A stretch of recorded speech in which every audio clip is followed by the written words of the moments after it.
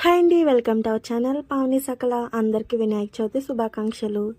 మేమైతే ఇక్కడ హైదరాబాద్లో ఫేమస్ అయిన టెంపుల్కి వెళ్ళాలని మా అన్నయ్య వాళ్ళ ఇంటికి వచ్చాను. మా లక్కీ అయితే బాగా చేసుకుంది పూజ. అక్షంతలు వేసుకోవాలి కదండి, పూజ అయిన తర్వాత వినాయకుని చంద్రుడిని చూడకూడదు అంటారు కదా, దానికోసం ఇంకా అక్షంతలు వేసుకుందామని ఇంకా ఎలాగ కలిసి వెళ్తున్నాం కదా అని వచ్చామన్నమాట. మేమైతే ఇంట్లో పూజ చేసుకోలేదు, ఏదో సింపుల్గా చేసుకున్నాను నేనైతే, హెల్త్ ఇష్యూస్ వల్ల. చాలా బాగా చేసుకుందండి పూజ అయితే. నేను వస్తానని చెప్పాను మార్నింగ్, నాకు అవ్వలేదు రావడానికి. ఈవినింగ్ ఎలాగ వెళ్తాం కదా కలిసి అని వచ్చానమాట. అందరూ కూడా అక్షంతలు వేసుకుని బయటకు వెళ్ళి చంద్రుని మాత్రం చూడకండి ఈరోజైతే.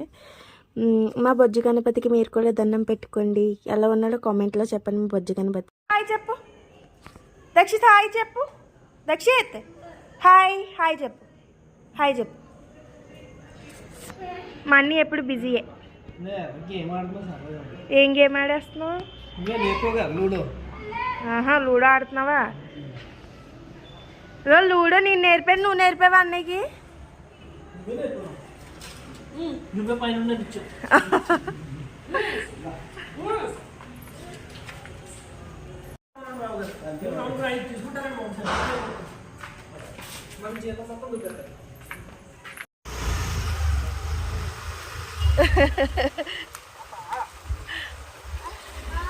అత్త దక్షిత్, మనం ఎక్కడికి వెళ్తున్నావు ఇప్పుడు?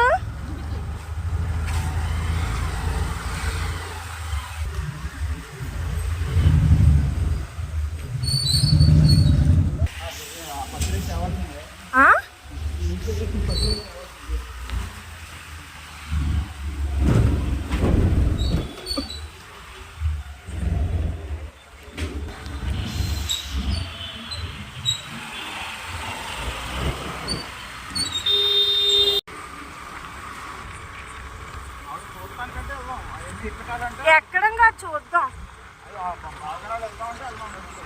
సరే. వా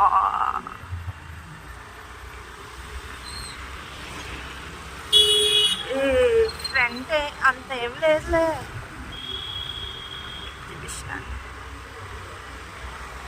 నార్మల్గా పెట్టినట్టున్నారే. అక్కడ ఒకటి ఉంది, జనాలే లేరు ఎవరు. ఇక్కడ ఉన్నారు జనాలు మళ్ళీ.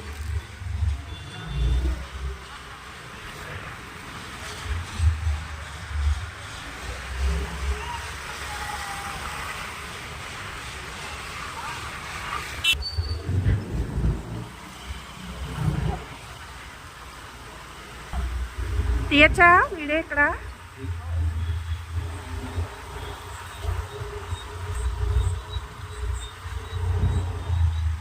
చాలా మంది నడుచుకుని వెళ్తున్నారు ఇక్కడ.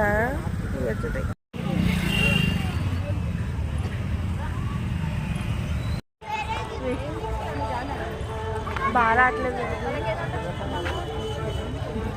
ఇదంతా నడుచుకుని వెళ్ళాలన్నమాట మేము.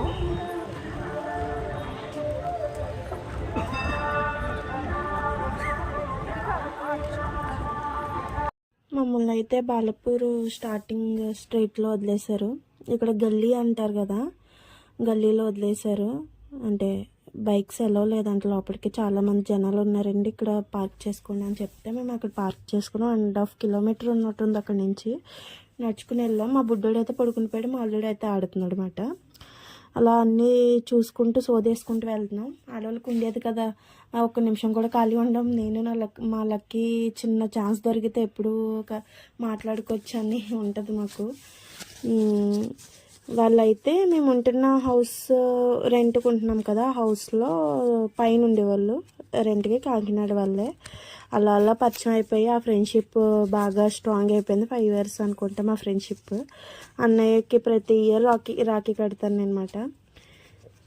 ఎందుకు ఇక్కడ ఏంటంటే ఫేమస్, ఈ టెంపుల్లో లడ్డు వేలంపాట ఫేమస్ అంట. 1994లో 440కి వెళ్ళిందంట. అప్పటి నుంచి అలా పెరుగుతూనే ఉందంటండి వేలంపాట.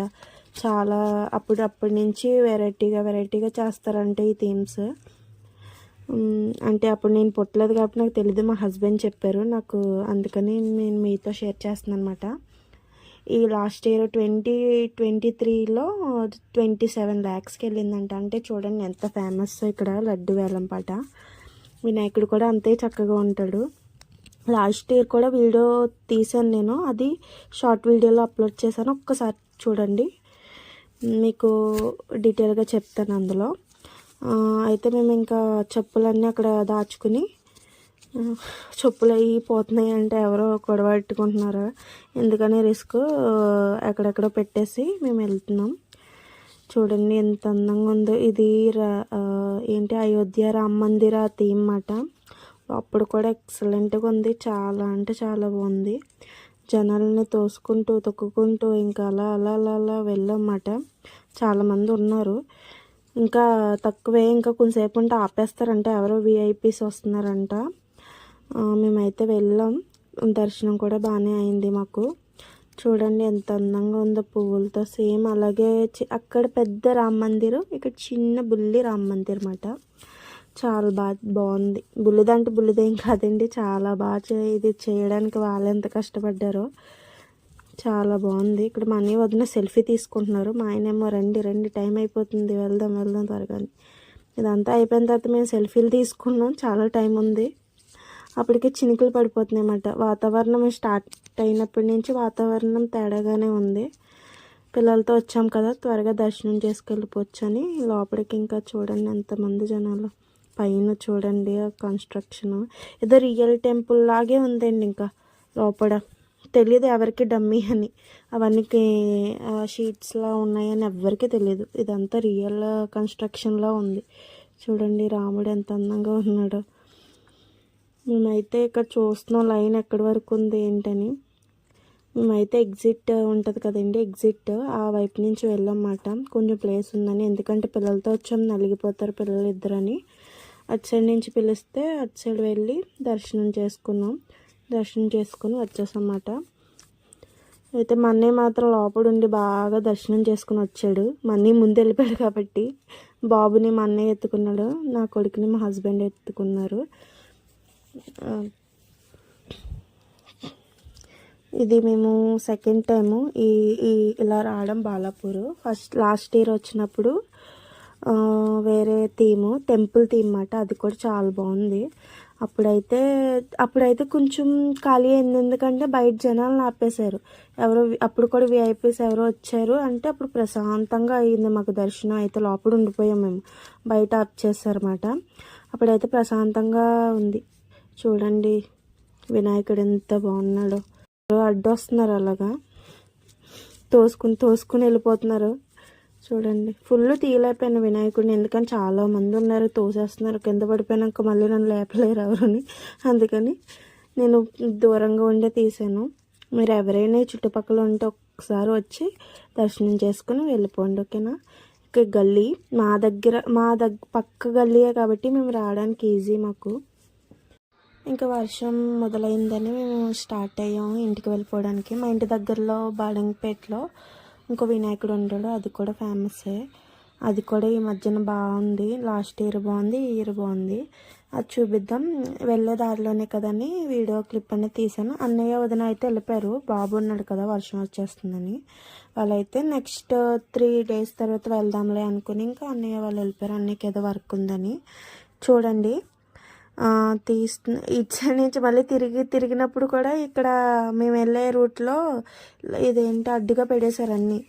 మళ్ళీ తిరిగి వచ్చామన్నమాట. మళ్ళీ చూడండి ఇక్కడ వెళ్దాం అనుకున్నా కానీ జనాలు ఎక్కువ ఉన్నారు, బాబు కూడా ఏడుస్తున్నాడని ఇంటికి వెళ్ళిపోయాం. మళ్ళీ రిటర్న్ చూడండి, మళ్ళీ తిరిగి వచ్చేసరికి మళ్ళీ చూపిస్తున్నాను. చూడండి ఎంత బాగుందో. మీకు కనుక ఈ వీడియో నచ్చితే ప్లీజ్ లైక్ చేయండి, కామెంట్ చేయండి, సబ్స్క్రైబ్ చేసుకోండి. షార్ట్ వీడియో అప్లోడ్ చేశాను చూడండి, లాస్ట్ ఇయర్ వినాయక చవితిది.